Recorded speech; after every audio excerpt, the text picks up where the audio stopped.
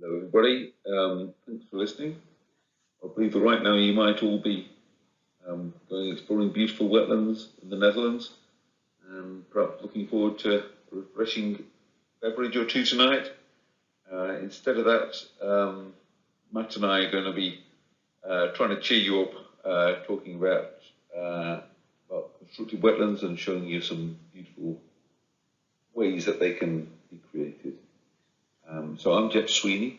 I'm a self-employed constructed wetland consultant, and I've met Matt when I joined the Constructed Wetland Association, and now we're both on the committee of that organisation. Matt is also a constructed wetland consultant, and you probably know him as president of the Society for Wetland Sciences Europe chapter. So yeah, just a little bit of information there about our organisations. 35% is Matt, and Matt is 50% of 35%. The other half being Rebecca. Then it's then Wetland Engineering is my company, and the Constructed Wetland Association is the central point for exchanging all ideas about constructed wetlands, and we'd love you to get more involved if you're keen on what you hear today. So the first step is to define what on earth we're talking about here, which is always a good starting point, I think. So constructed wetlands, certainly when Matt or I talk about them today, and when the Constructed Wetland Association talks about them, mean wetlands that are used to treat water that is has been polluted or is dirty in some way. Treatment wetlands means exactly the same thing. Wetland treatment systems mean exactly the same thing. They're just different words for the same sort of process. Now, the way these things happen, the way water is treated in wetland is a lot of people will be familiar with the idea that wetlands will filter dirty water, and the image that you have is of turbid water with suspended solid in it, and that suspended solid being intercepted by vegetation within wetland or dropping out of suspension in wetlands. And that does occur. That's only scratching the surface of the many things that wetlands can do with contaminants. There's also a lot of stuff happening with microbiology from long-chain carbon molecules in contaminated water, or plants and microbiology processing nutrients, interactions with the atmosphere and with soil chemistry as well in wetlands. All kinds of stuff will be going on. There's an illustration of the complexity. This is a diagram from the Constructed Wetland Bible, which is written by Bob Kadlec and Scott Wallace, and this is one of a few similar diagrams that occur in that book, where they've tried to sketch out all the processes that they can think of that might go on in a wetland when long-chain carbon molecules enter it. And so this is a carbon processing diagram. We've got another one for nitrogen. We've got another one for phosphorus. Yeah, it goes on. So there's a tremendous amount of complexity. That's the take-home message, and academics might be studying and getting a handle on, one or two of these processes, the rates of reaction in typical circumstances. But it's a virtually impossible task to forecast each individual process that's going to be going on as contaminants enter a wetland. So how do me and Matt go about applying any science to our constructed wetlands? And the answer is through repetition. So people first started tinkering about with using wetlands as treatment processes.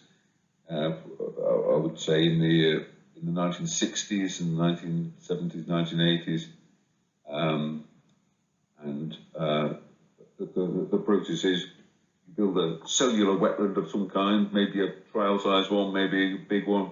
You measure what's going in, you measure what's coming out, you understand the area of the wetland, and you can come up the other parameters that you're interested in, and then you try and build some kind of model to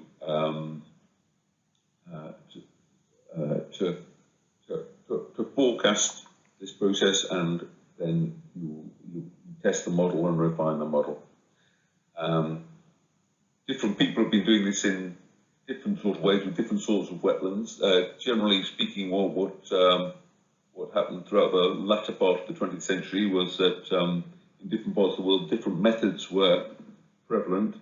Certainly in the UK for a long time, the option on the left of this slide was widely used, where water flows below the surface of wetland, maybe through gravel or soil, and the interactions with the soil and with the microbiology of the soil are very important. Another approach is in the centre is that you would feed water to the surface of the wetland and allow it to trickle downwards through the wetland, and this is sometimes done intermittently in batches, which is a very aerobic environment in the wetland, which is good for processing certain sorts of contaminants. And in other parts of the world, other researchers have used very naturalistic wetlands, so where water just flows very slowly over the surface of the soil and the sediments that are produced by the natural wetland processes, and it's a fairly naturalistic wetland, but probably generally designed to optimise the flow path so it's very even and as predictable as possible. So that's what we grew up with, and so I first got involved with this in the early 1990s, and working on a big chemical factory in the northeast of England, and this was about 7 hectares of large rectangular treatment units at the back end of this chemical works, which were designed by engineers, irrigation engineers, to maximise the efficiency of flow through them, and they had I was absolutely hooked by this idea that that plants would deal with the effluent from the chemical factory. But then, after doing that for a number of years, joined the Constructive Wetland Association, and I met Matt, and he started showing me all these crazy stuff, and it introduced me to the idea that things don't have to be rectangles to treat water. You can make things beautiful and make the most of all the many benefits that wetlands can bring. And so I'll hand over to Matt now to just explain a little bit more about that process.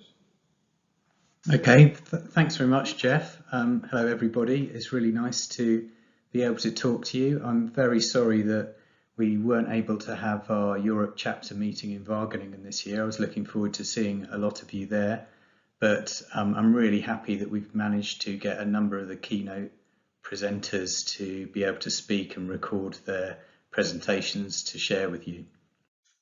So as Geoff said, I'm really interested and have been interested to think about benefits beyond just water quality. I mean, particularly when you're using a natural looking system, you're using plants and the soil and the processes that occur within those to treat water. It seems that it's a missed opportunity not to think about those additional benefits. And obviously the prime aim of a constructed wetland is to improve water quality, and this can be in agricultural, industrial, domestic settings, but to provide cleaner water at the end of the treatment. But one of the challenges that we're facing with increased intensity of rainfall is flooding, and these systems can be used to help also reduce flooding on a site.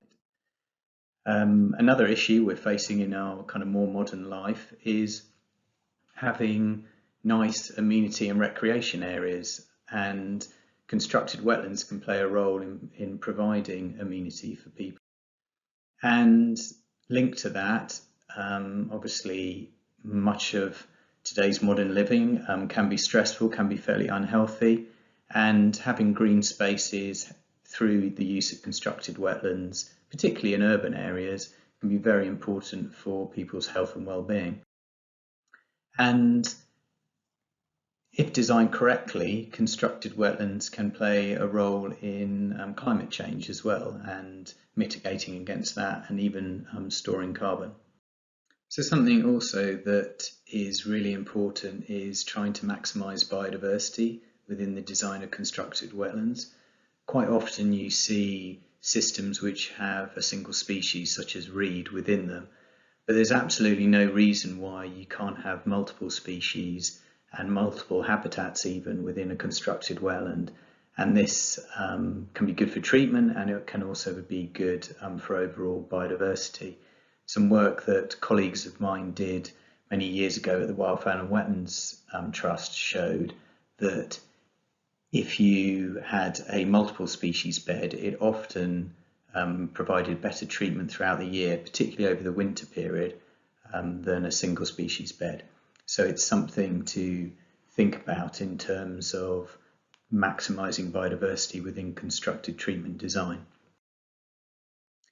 So something else that systems can do, particularly kind of in urban areas where you have many people living in an enclosed sort of area and space, is they can bring a sense of community. Systems that I've worked on and designed, creating a green space means that people come out, and people of different generations interact together and have an interest in it. It might be through volunteering, it might just be enjoying the green space. But again, one of the issues in modern living is often isolation and loneliness for people. So having a community green space near them in the form of a constructed wetland can be very beneficial. And in many parts of the world, constructed wetlands also include the provision of livelihoods. Now that could be that the wastewater is feeding directly into aquaculture or into agriculture such as a rice paddy in this case, but it can also feed into systems where construction materials are grown. I know a number of systems, particularly in South America, where they have bamboo as part of the treatment process within a constructed wetland, and then that's harvested for construction materials. So there can be a lot of kind of economic benefits from the constructed wetland beyond just the water quality treatment perspective. So as Geoff mentioned, sadly you see a lot of constructed wetlands that look like this. They're a kind of a rectangular box, and they do have plants in them, which is brilliant, but still it's kind of a bit of a missed opportunity if they're designed in this way, when they can be designed to look like this and mimic more natural wetlands, providing much greater range of benefits. So some design considerations to think of if you are going to construct a wetland. So for biodiversity, as I mentioned before, having a range of habitats is really important, and you can maximise treatment and biodiversity. So yeah, think beyond just reed. I mean, reed is great and I love reed beds, but there are many opportunities to have different stages within your wetland and have different habitat types. Also, a great way of maximising biodiversity is increasing edge habitat. So not having straight edges, having curved edges. Now, when you're doing your calculations to design the area required for treatment, you have to make sure that your wiggly edges are beyond that area so that you don't compromise treatment. But there's again no reason why you can't incorporate these type of features into your constructed wetland to make it look more natural and to make it better for biodiversity. Having multiple stages, particularly having open water areas, is fantastic. And try and mimic natural habitats and their water regimes with how you are introducing water into that system, and that will all act to improve biodiversity. And then in terms of flood prevention, a lot of people sort of try and separate surface water out of the effluent flow, and in many cases that is appropriate. But where you can also, particularly if you have a larger area, you can include surface water retention areas within your design, and through careful routing of surface water and the effluent you're treating, you can bring them both together. And it's often good to do that because having kind of inputs from rainwater can also help keep a constructed wetland going if the effluent is intermittent. And yeah, introducing spillways is important. So if one bed is full, you can spill over into another area. Particularly the use of kind of wet grassland areas is appropriate. So you have a series of storage areas throughout your system so that you can take even intense rainfall patterns. And then in terms of recreation and tourism and education, design opportunities for education, opportunities to view wildlife. It might be that you can even have monitoring points throughout the system, so under supervision water samples can be taken to show how the treatment is improving as it goes through the system. It might be that you want to allow opportunities to look at biodiversity through the system. You do have to be careful, particularly in early stages of the treatment system, in terms of access and people's health and safety. And yes, you can use things such as fencing and whatever to make sure that people are kept separate from, highly polluted water. We have designed a system in the past for a school where we put a lot of these features in, and then the very final part of the system was a pond where children could do pond dipping to see what wildlife was in the pond. So with careful design, you can make it also a resource for people, and having as much interpretation as possible for the relevant audience is really important, so that you're giving the message about that this is a treatment system, but it's also providing all these additional benefits. In terms of wetland products and livelihoods, it's really important within systems to understand ownership, access to resources, because I have worked on systems in other parts of the world where, for instance, there might be capture fisheries that people are doing in a particular area, and you want to make sure that they still have the opportunity to do those type of operations and to get a livelihood from fishing. But it might be that you have to have some sort of quota system or something. Again, hygiene management is important, particularly if, say, the system's involved in aquaculture, and then people are then going to eat the fish that have been feeding happily on your effluent. Then you need to make sure that correct hygiene management of washing and treating that fish is important before it's consumed.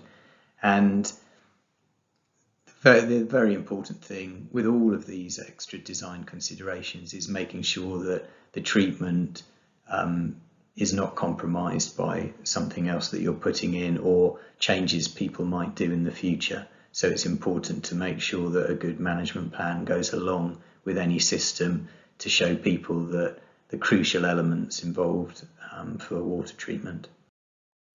So if designed correctly, you can actually get multiple benefits out of your constructed wetland. And I encourage anyone that is designing constructed wetlands, whether they're sustainable drainage systems or whether they're treating industrial or agricultural effluent, to really think about how you can put some of these multiple benefits into your design.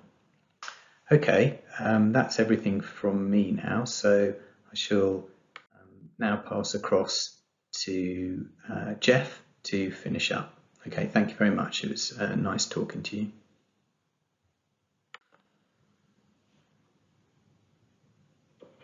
Thanks, Matt. That really shows how constructive wetland design has come on in the last 20 years or so. So I'm going to talk now about multi-benefit wetlands in action, particularly around an initiative in the UK called the Catchment-based approach, which I've been quite proud to be involved with. This initiative was set up in the early 2010s originally in response to the challenges around the Water Framework Directive. But it's gone from strength to strength since then, and is now delivering its real force for good in UK conservation. What happened was the Environment Agency at that time went out to set up a bunch of environmental charities that they called rivers trusts from existing angling groups and wildlife charities, and one group for each river catchment.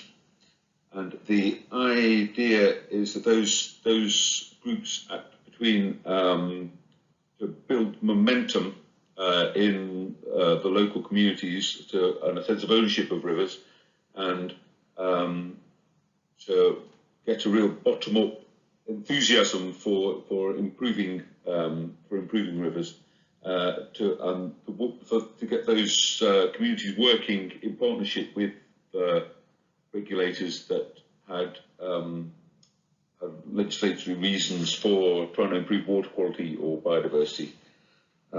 So these catchment partnerships, as they were called, that were set up, typically would involve the Environment Agency, local water companies, maybe local businesses and farmers, and often some environmental charities and local authorities. So, with all these different stakeholders involved, they will have a slightly different idea of what makes a good river, and so this is a real opportunity for multi-benefit projects to be delivered, and certainly constructed wetlands have been really popular amongst the catchment partnerships, which has been great for my business and probably great for Matt's business too, I dare say. And there's been a lot of interest from these groups in Constructed Wetland Association, so that's all good for us. We've got, so I'm going to talk about one particular project which I've been involved with, which is based in the northwest of England. So the Wyre River and the Wyre Catchment is located near the seaside town of Blackpool and the fishing port of Fleetwood. The local water company called United Utilities were tasked with reducing the fecal indicator organisms that were coming from their wastewater treatment works. But as a part of the local catchment partnership, there were clearly other quite easy wins to be achieved, relatively easy compared with wastewater treatment work, in reducing runoff from farms. There's a big dairy industry in the area, and so the load of fecal indicator organisms from dairy farms can be quite high as well, from soil runoff and from animal manure. So the United Utilities funded the Wyre Rivers Trust, who had strong links with the farming community, to go out and start talking to farmers about finding opportunities on farms for simple interventions that could improve water quality. They worked on a prioritisation basis, or they had a look at where the risk was highest from which farms, and then took a sequence of site visits to have a look at what was actually going on the ground at these locations, and whether there were simple things that could be done to reduce the amount of fecal matter in runoff from the farms. So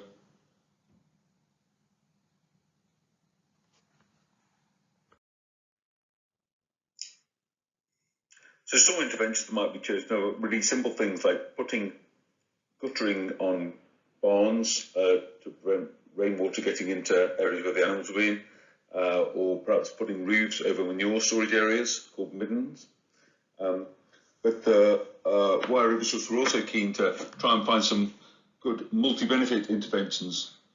And one farmer in particular had heard of constructed farm wetlands and was quite keen to have one in the farm because they deliver, as well as the water quality improvements. It helps for the farmer to trap and keep nutrients on the farm.